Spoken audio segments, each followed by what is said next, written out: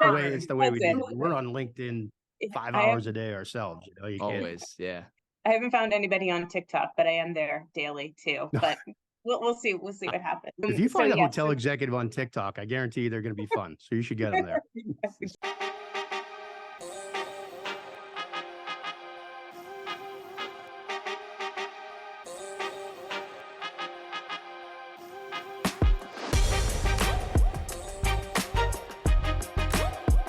What's up, everybody? Welcome to Talking Lots, the TPG podcast. We have a great show today. Been dying to get these two ladies on the show. They're from Connecting Point Marketing Group. We're going to talk a little bit about the events that they have that Eli and I have attended. But first, I want to introduce Eli. What's happening, my friend? What's going on? Glad to have you here regularly. I know. This is great. This is fantastic. The new studio, everything. It's fantastic. It really is. Yeah. Well, welcome on. So we have Rachel DeForge and Juli Poteet with Connecting Point Marketing Group. Specifically, they work on a few of the trade shows within that arena. That's how we've gotten to know both of you and have enjoyed the building this relationship together and coming to some of your events. So welcome to the show. Yeah, no, you got it. And I need to apologize. So you're both up in New England. There's a lot of Steelers stuff and Penguin stuff and all that behind. This is the only studio we have. I come out to Pittsburgh, we got a broadcast here. So I know it's hard to look at all that, but it's tried and true Patriots fans, at least until yesterday. At least we don't have to apologize. I mean, I'm sorry that we lost the game yesterday.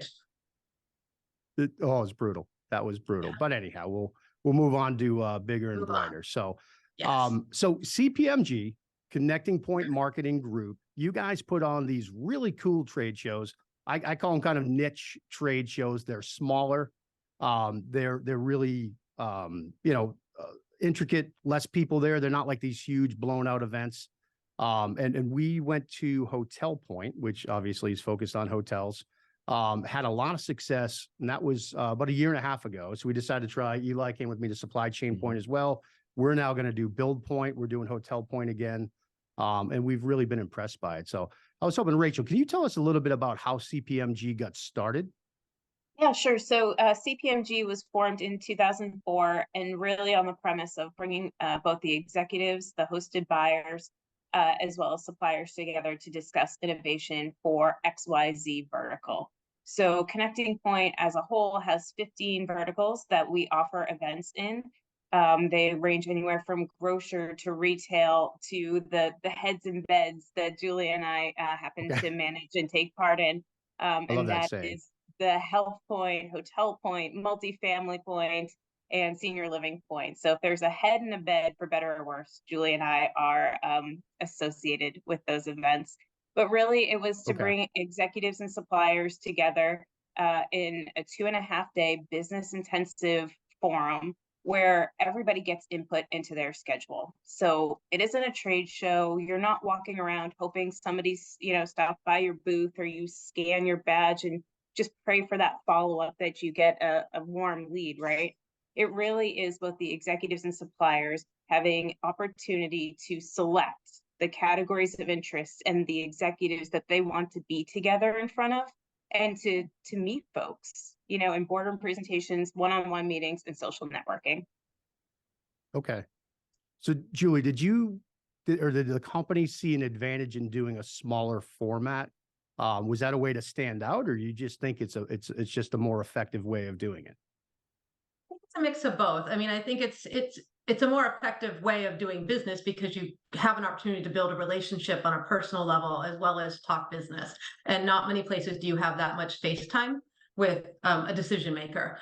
But, the size of the events, I think, are truly impactful, with our largest events being the grocery event, the retail event, our Hotel Point, where we're talking about 150 executives and then about 120 supplier companies. And then we have some of our smaller events like Senior Living Point, which is about 50 executives and about 40 supplier companies. Some people like each for different reasons, but really the smaller events, you truly can talk to someone multiple times throughout the event to get your messaging across. And, people buy from who they like. So it's an opportunity to get for people to get to know each other. Sure. Yeah, sure. So yeah, that's an interesting statement. People buy from who they like. You get I feel like there's a little more speed of, say, trust and relationship building in that environment. You get a quick decision. It's like speed dating a little bit. You're sort of like, yeah, or no, we're going to move on. We don't really need this product, or I don't like Eli. I mean, Mhm. I do. I like Eli. I don't know who wouldn't buy from him, but so you went to Supply Chain Point. That was your first Yeah. experience with one of these type of shows. And Yeah. what was your takeaway from that? Yeah, it was really cool. I mean, I thought that the format, like, I've gone to a bunch of different trade shows. I've gone just to, like, the standard, you set up a booth, you got people walking by. We've had success there as well. Sure. We've been able to meet a lot of really cool people.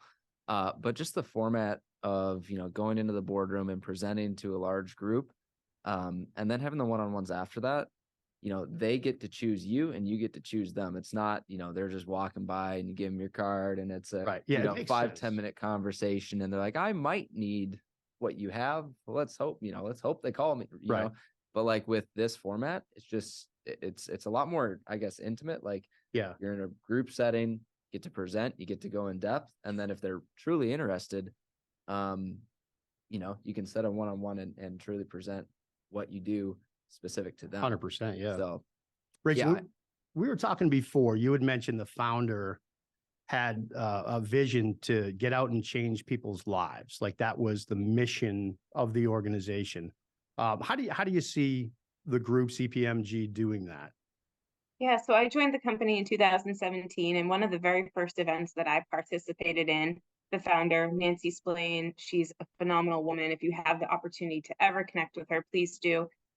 We have a Saturday night dinner to kind of kick off our events as a team.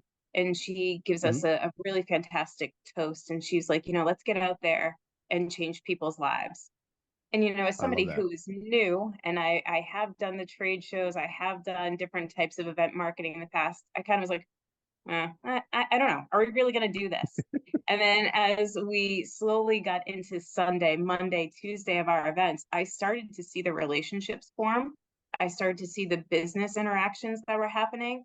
And then we have the opportunity on a personal level, as both sales and recruiting side of the event to actually make an impact in people's lives too.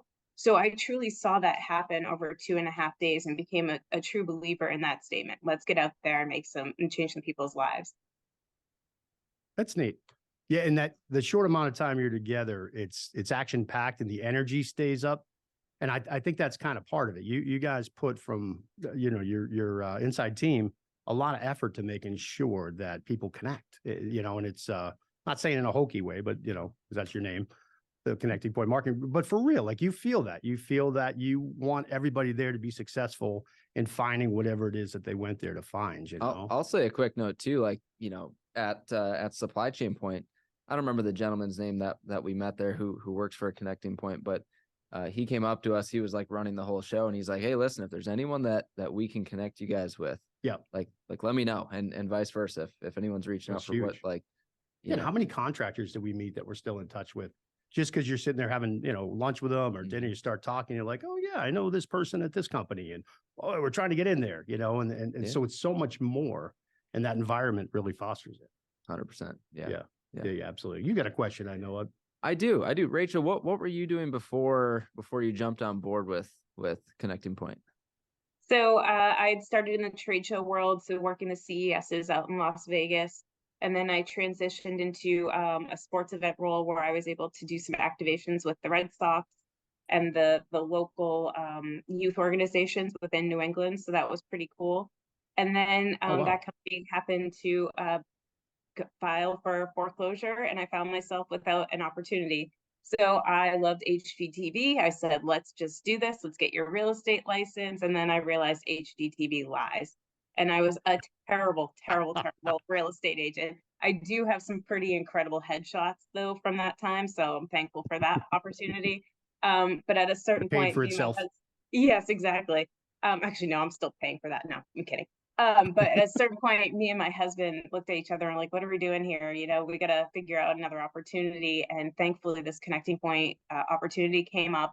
And one of the first questions they asked me was like, well, why do you want this job? And I was like, my husband says I have to go back to work, right? Like, I'm not doing good at real estate. And I just think me being honest with them about my current situation, they could see my passion for events and what I wanted to do, landed me here. So I'm just so thankful for that opportunity.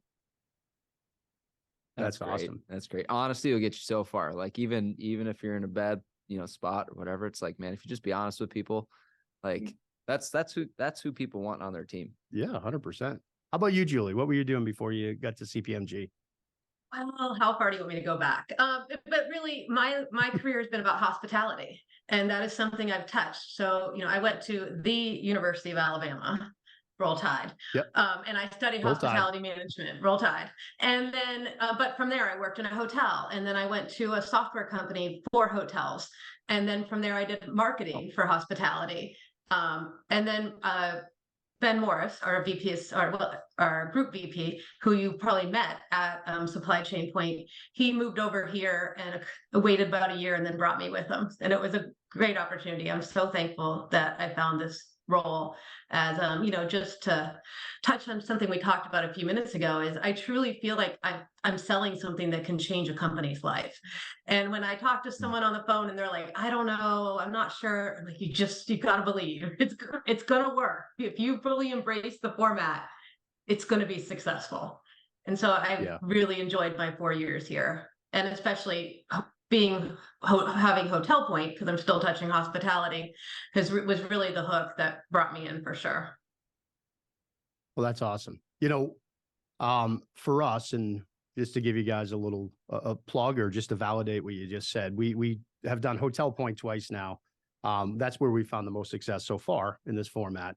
And as a growing company, we're only 5 years old, and literally from Hotel Point, we probably have 15 to 18% of our revenue, which is, it's huge. It's huge. So it's not just worth the time and the money, but it's helping us, get into a direction as an overall organization. That's pretty powerful. So I recommend no more paving companies. We don't need any more paving companies there, but other trades, absolutely, check it out. So with the changing lives theme, I thought it was pretty neat, a story that you guys shared with us about during the pandemic and how Hotel Point, I mean, everybody knows, during COVID, the hospitality industry was decimated, right?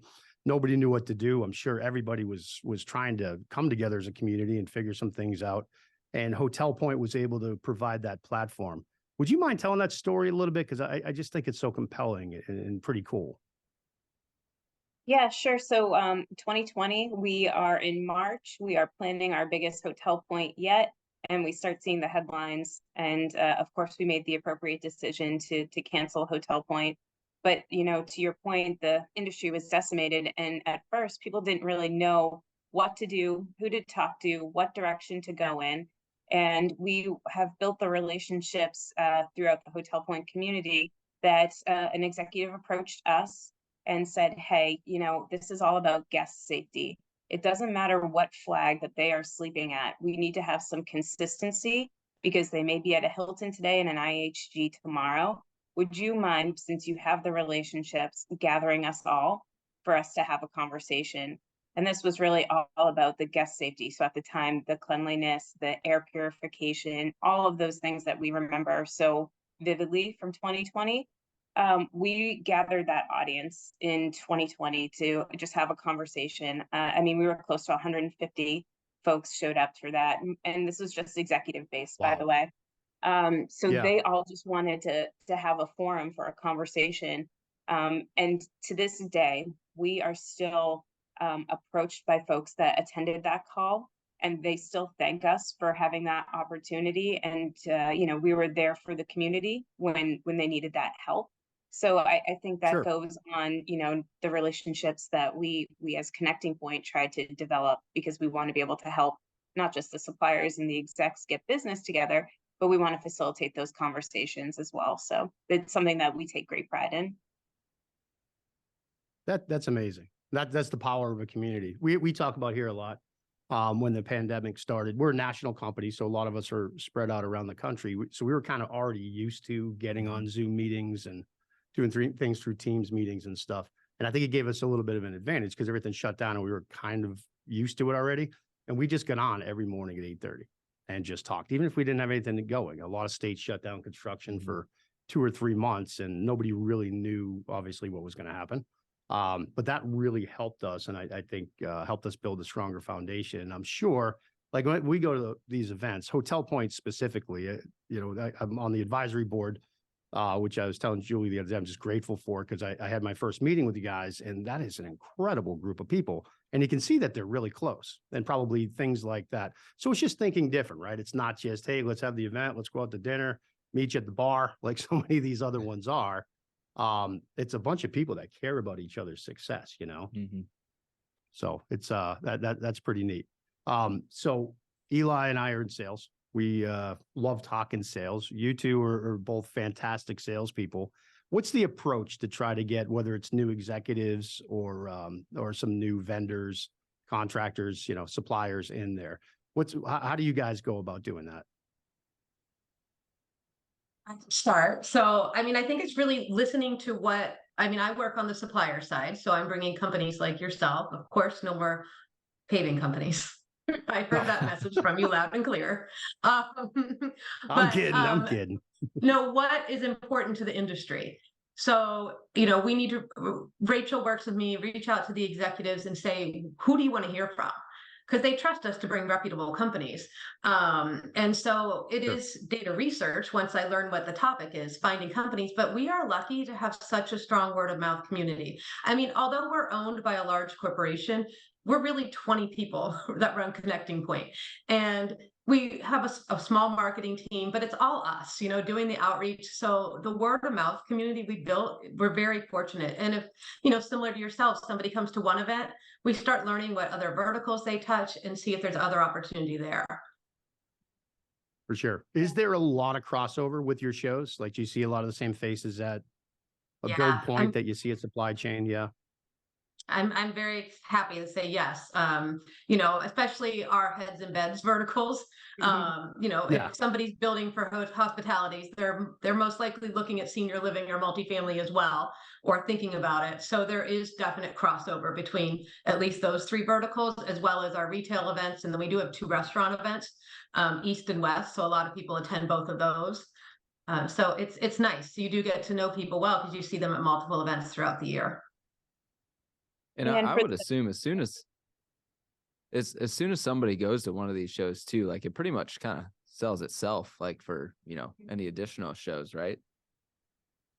Yeah, I mean, we hope to make that impression with folks, on the executive side, we strive for 35 to 40% new executives or executives that didn't attend that previous year, so that we're offering a new audience for suppliers that are returning to the event. Because if you can imagine, if we have just the same audience year over year, it's not the set of eyes that you really want on your product.